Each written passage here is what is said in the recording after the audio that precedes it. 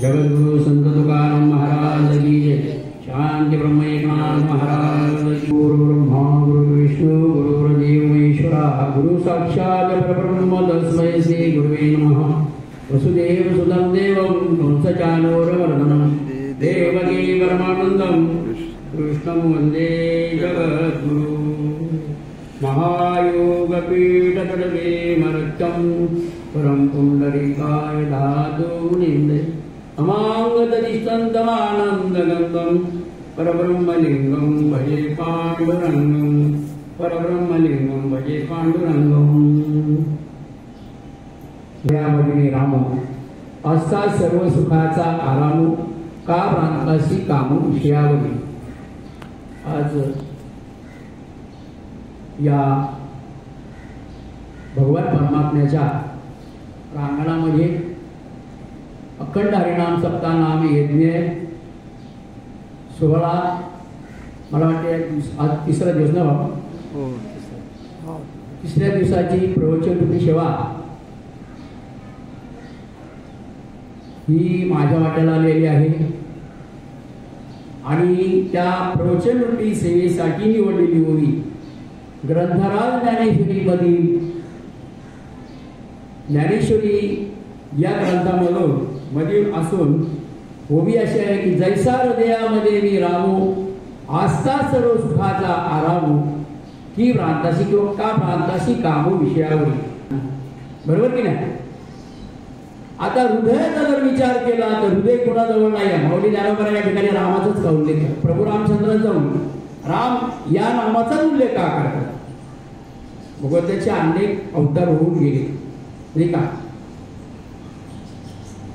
राम अवतार झाले, अनेक अवतार झाले, 24 अवतार सांगितले, पण यामध्ये रामाचं नाव घेतलेलं आहे। जैसा हृदयामध्ये मी राम। प्रभू रामचंद्राचं चरित्र जर पाहिलं आपण तर विचार करण्यासारखं। एक वेळची गोष्ट आहे, प्रभू रामचंद्राला राज्याभिषेक व्हायचा आणि राज्याभिषेक उद्या होणार आहे। आजच्या दिवशी त्यांची कुठे जाण्याची, वनवासाला जाण्याची तयारी आणि केलेली आहे। तरी प्रभू रामचंद्राने आता पण ते योग्य प्रकारे खर्च केले ते पुढे काय होईल मी सांगू शकतो। कारण प्रारंभ कुणाचं बदली होईल, माझ्या नशिबात पुढे काय लिहिले हे सांगू शकत। आतापर्यंत जीवनामध्ये तुम्हाला सांगतो मिळवलेला पैसा योग्य मार्गाला लावला, मुलाचं शिक्षण केलं, मुलीची लग्न केली, मुलाचं लग्न केलं, संसाराच्या आता या वयामध्ये संसाराच्या संपूर्ण जबाबदारीमधून मोकळा आहे। संसारिक सुखाचा होण्यासाठी भगवान परमात्मा काय बघा देवाने दिलेलं सुख असेल योगचंद्र वाहन बाबा सांगितलंय त्याला योग मी पण त्याला मीच त्याला देतो आणि त्याच्या टिकवायचं काम मीच करतो ना। पण जोडल्या धन उत्तम व्यवहारी उदास विचारे निष्करी। इकुता एक मुलगा, 3 मुली त्यांना, इकुता एक मुलगा मला 3 वर्ष झालं तो वारला त्याला पैसा होता त्यांच्याकडे, पुढे सांग पैसा होता त्यांनी काय केलं, गावाला मंदिर बांधलं. मला सांगा आता तो पैसा जर त्यांनी कुठे वापरला असता, बंगला बांधायला वापरला असता, कुठे समोर मंदिराच्या ठिकाणी वापरला असता तर ते त्याच्या मुलाचं स्मरण झालं असतं. त्यांनी काय केलं, मुलाचं स्मरण राहावं. कदाचित आहे जातील आता समजा आता आपण सगळ्याला या जगातून जायचे, प्रत्येकाला जायचे आपल्या वयानुसार. जेव्हा आपला नंबर लागेल तेव्हा आपण जाणार आहे सगळेजण. पण त्यांनी काय केलं, विठ्ठल रुक्माईची मूर्ती आणली, माऊली मंदिर बांधलं, मूर्ती आणली, मूर्तीची स्थापना केली आणि मुलाच्या स्मरणार्थ पांडुरंगाची विठ्ठल रुक्मिणीची मूर्ती बसवली मुलाच्या स्मरणार्थ. मला सांगा बरं आता असं मुलाचं स्मरण राहिलं असतं का हो? मग धन त्यांनी कष्टाने कमवलं, त्याचा उपयोग चोरुनी धन उत्तम व्यवहार उत्तम होता आमचा, कारण कष्टाने कमवलं होतं, कोणाचं आरामचं घेतलं नाही, काम घाम गाळला त्याचाच पैसा मिळाला. जोडे उत्तम उदास विचार वेच केले. बाबा सहज त्यांनी मंदिर बांधलं, दोनच माणसांनी मंदिर बांधले, पण जास्तीत जास्त खर्च यांनी केलेला आहे. दुसऱ्या त्याचा जोडे झाले तर थोडाला वाढ, पण त्याचा पण थोडाफार पैसा त्यांनी साईबाबाची मूर्ती आणली. त्यांनी त्यांच्या पत्नीच्या स्मरणार्थ साईबाबाची मूर्ती आणली, ती त्यांनी बसवली. अशा दोघांनी आपल्या मिळालेल्या मिळकतीमधून सगळे रिटायर झाल्याच्या नंतर जो काही पैसा मिळाला त्याच्यातल्या त्या पैशामधून त्यांनी ते मंदिर बांधलं. आता आम्ही 2 वर्ष झालं त्या ठिकाणी कार्यक्रम करतो, आम्ही जातो इथून, आणि तिथे वस्ती छोटी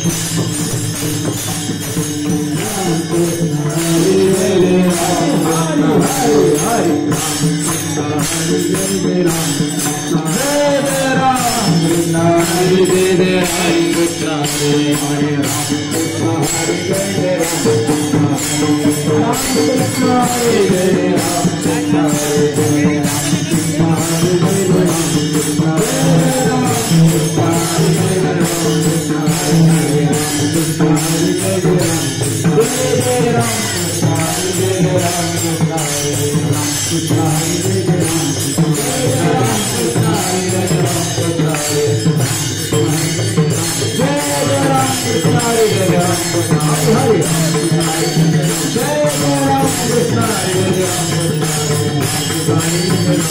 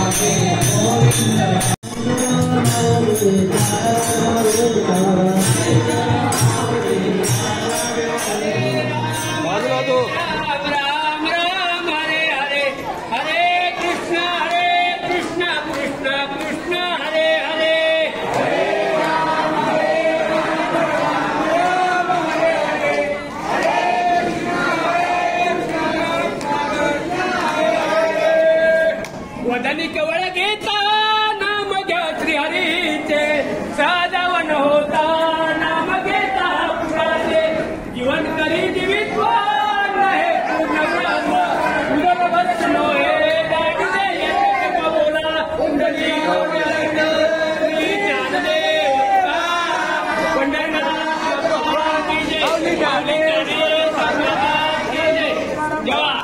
जेवा बसा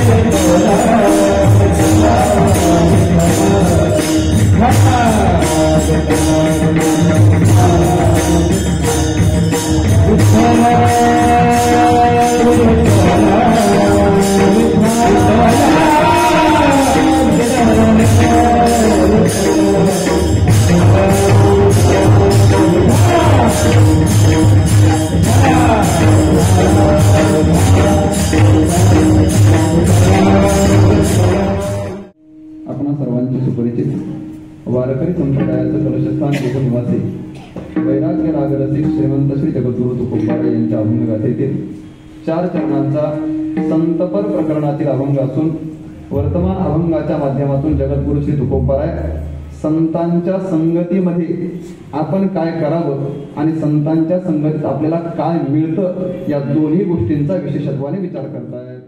प्रांगणातील नामयज्ञ जगद्गुरु श्री तुकोबारायांचाच हा जो अवतारातील पर्व काळ आहे, अर्थात माघ शुद्ध दशमीचा पर्व काळ आहे. या पर्व काळावरती संपन्न होत असणारा हा अखंड हरिनाम सप्ताह प्रतिवर्षाप्रमाणे याही वर्षी संपन्न होतोय.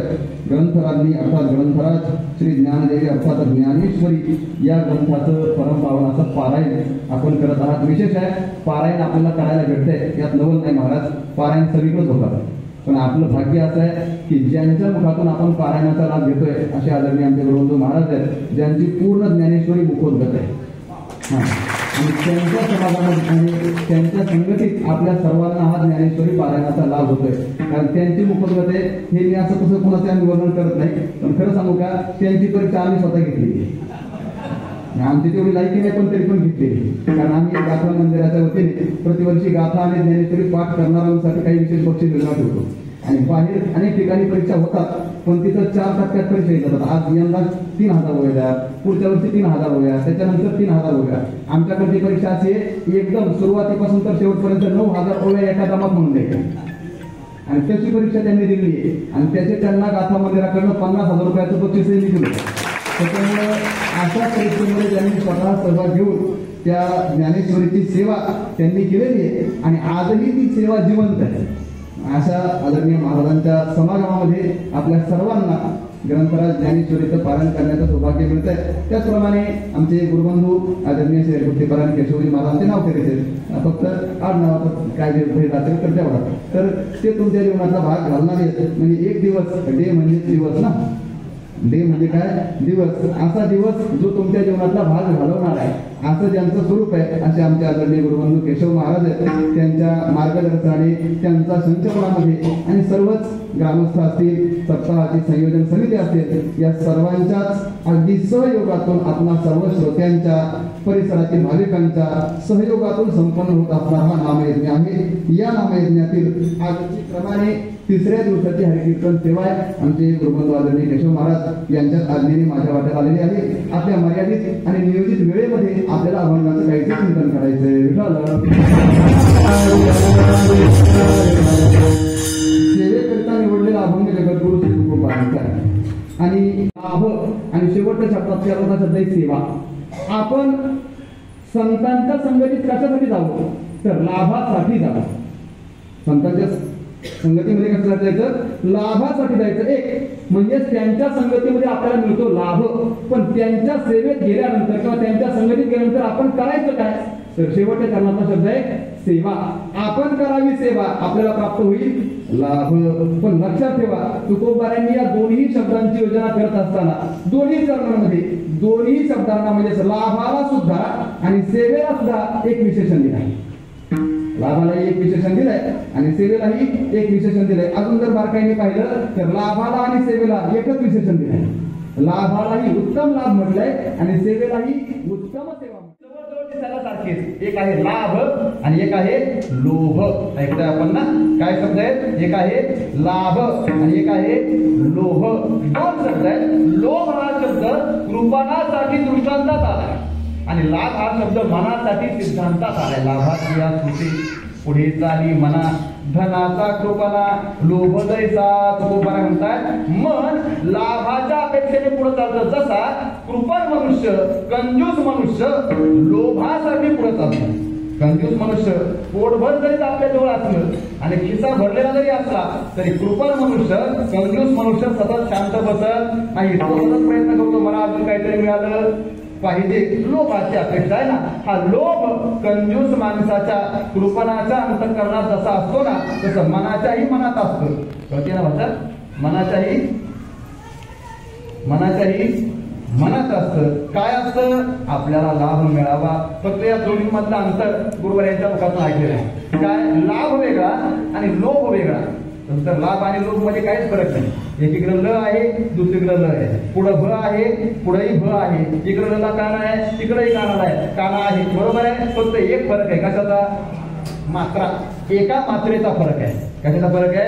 एका मात्रेचा फरक आहे. पण सांगू ही एक मात्रा लाभ आणि लोभ या दोन शब्दांमध्ये केवढं अंतर करते? हा, इथं आपल्याला सिद्धांत आणि दृष्टांताचं अंतर आहे. सोपं सांगू, लाभ आणि लोभ या शब्दांमध्ये एका मात्रेचं अंतर आहे, पण हे मात्रेचं अंतर जमीन आसमान इतकं आहे.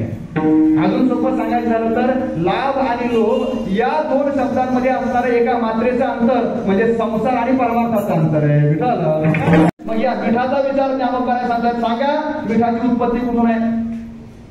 समुद्रातून, बरोबर आहे. म्हणजे मीठ जन्माला येण्याच्या अगोदर कुठे आहे? समुद्रात आहे.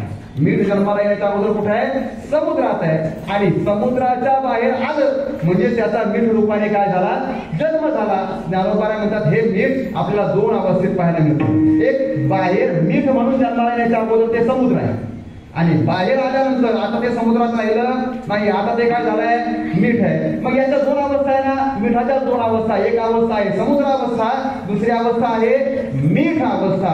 काय म्हणतात ज्ञानोबाराय? ज्ञानोबाराय म्हणतात मिठाने समुद्र होऊन राहणं हा मिठाचा लाभ आहे, आणि मिठाने समुद्राला सोडून मीठ होऊन बाहेर पडणं हा मिठाचा लोभ आहे. विचार करत आलोय. तू पहिल्यांदा उत्तम लाभाचा विचार कर. संतांच्या जवळ असणारा उत्तम लाभ कोणता? काय आहे उत्तम लाभाचं स्वरूप? तर संतांच्या संगतीमध्ये असणारा उत्तम लाभ तुकोबारायांनी अनेक ठिकाणी सांगितला. संत दर्शनी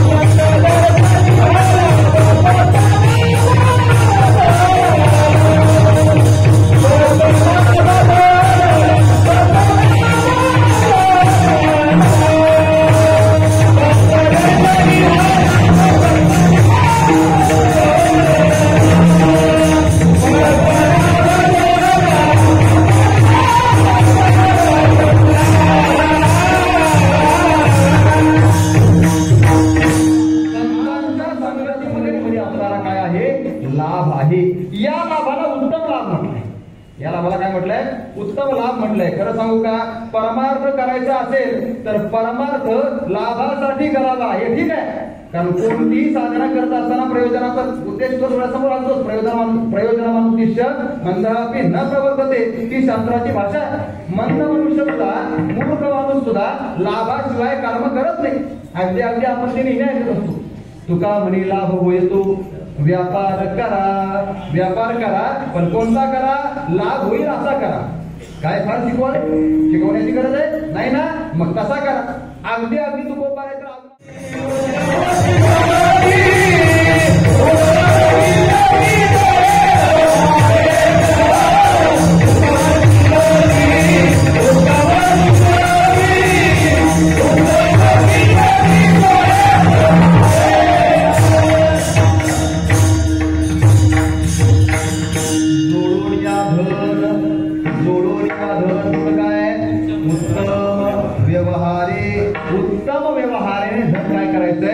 जोडायचंय. मग आता सांगा, उत्तम व्यवहाराने धन जोडणं हा लाभ नाही का?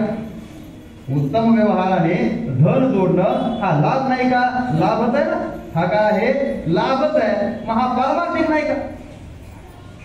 या उत्तम व्यवहाराने धन जोडणं हा लाभ पारमार्थिक नाही का? तर त्याला पारमार्थिक नाही असं म्हणता येणार नाही. कारण परिणाम सांगितलाय. उत्तमची गती तो एक पावेल, उत्तम भोगील जीवखाणी गतीचा विचार आहे. होतो म्हणजे त्याच्या ठिकाणी नारायण खर. आता ते गुरुवारीचं पण नाही का? नर आणि खर या दोन शब्दांमध्ये काय अंतर आहे? नर शब्दामध्ये आहे कोणता वर्ण? न. आणि खर शब्दामध्ये कोणता आहे? ख. नाही तर सारखीच आहे ना? एक आहे न आणि दुसरा आहे ख. न आणि ख म्हणजे काय झालं? न ख. न आणि खर यांच्यामध्ये न बरंच अंतर आहे. नर आणि घर या दोघा शब्दांमध्ये किती अंतर आहे? नखा एवढं अंतर आहे. नखा एवढं म्हणजेच छोटस अंतर आहे. काय? नर नारायण झाला हे त्याच्यातलं विशेषत्व आहे आणि नर घर झाला हे त्याच्यातलं त्यांना सापडला असताना तो ताल आहे का? नाही. म्हणजे दोघांनाही स्वीकारक आहे ना. माझ्या सगळे आपण याला आपला म्हणायचा म्हणायचा ना. ठीक आहे, कारण आपल्याला सहकारी आहे. पण आपला कुठपर्यंत? कीर्तन होईपर्यंत. कीर्तन झाल्यावर त्यांनी बटन दाबलं का हा आपला कामाचा काय? मग काय कामाचा? मला तिकडे कळ फिरवली त्या इकडे कळ लागली असंच आहे ना. मग याला आपला म्हणायचा, पण आपला म्हणण्याच्या योग्यतेचा आहे का? हा. तो जर आपल्याला एक दिवस विरह करणार असेल, वियोग घडवणार असेल, सोडून जाणार असेल, तर त्याला आपलं म्हणायचं. जे आपल्याला कधी सोडून जाणार नाही त्याला म्हणायचं आपलं. बरोबर आहे. आता तुम्ही ज्याला ज्याला आपलं म्हणताना त्या प्रत्येकाला या सूत्रात बोलून मारा. आपलं घर, आपला संसार, आपली शेती, आपली गाडी, आपली माडी, बर अजून आपली बायको, आपली कसं तुम्ही म्हणा आमची, आम्हाला काय तिचा गोष्ट आपली नाही बरं, तिथं माझी म्हणा भाऊ आपली नाही. काय काय आता ज्याला ज्याला आपलं म्हणतो ना आपण, माझं म्हणतो ना, त्याला याच्यात म्हणून मारा. याच्यात या सूत्रामध्ये बसवायचं आणि मग विचारायचं काय हे मला सोडून जाणार आहे का? आणि मला जर सोडून जाणार असेल तर ते आपलं म्हणण्याच्या योग्यतेचं नाही. आपुले सर्व पुन्हा सर्व मिथ्या हे जाण. आतापर्यंत तुम्ही कीर्तन ऐकलंय आणि आता कीर्तनात म्हटले धन मिथ्या हे जाणून, दारा मिथ्या हे जाणून. धन म्हणजे पैसा कसा जाणून? धन म्हणजे पैसा कसा जाणून? मिथ्या हे जाणून. सगळं कसं जाणून? मिथ्या हे. मिथ्या म्हणजे काय? खोटं ना. मग धन मिथ्या हे जाणून म्हणजे खिशातला पैसा कसा आहे? खोटा आहे. दारा मिथ्या हे जाणून. दारा म्हणजे दारा बाहेरची नाही, दाराच्या आतली.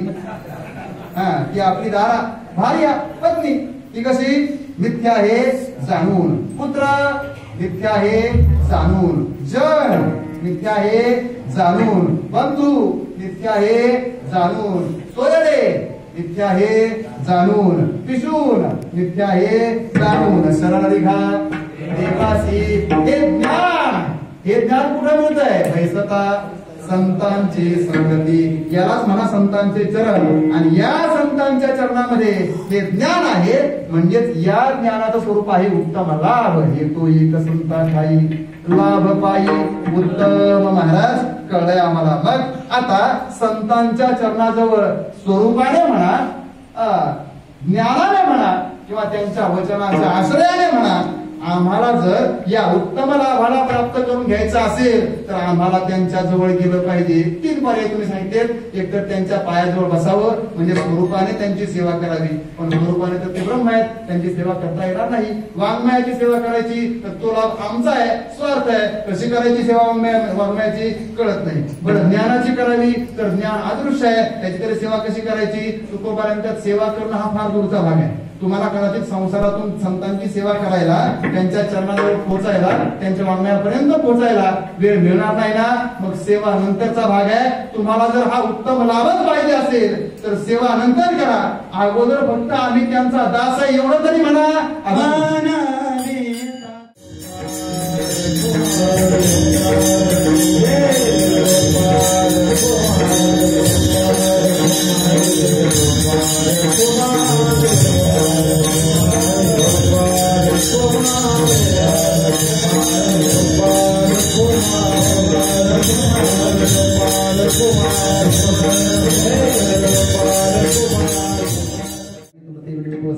पायाच्या प्रसादे काही बोललो विरोधी मद क्षमा करणे संती नव्हे अंगभूते नव्हे हा उपदेश तुमचे बरोबरोशेष तुमच्या कृपेचे सुपोषणे जन्मोजन्मी तुका भुनी यदत्र सौष्ठवं किंचित तद गुरोरेव मे नाही यदत्र सौष्ठवं किंचित तद ममैव गुरोर नाही. ज्ञानेश्वर महाराज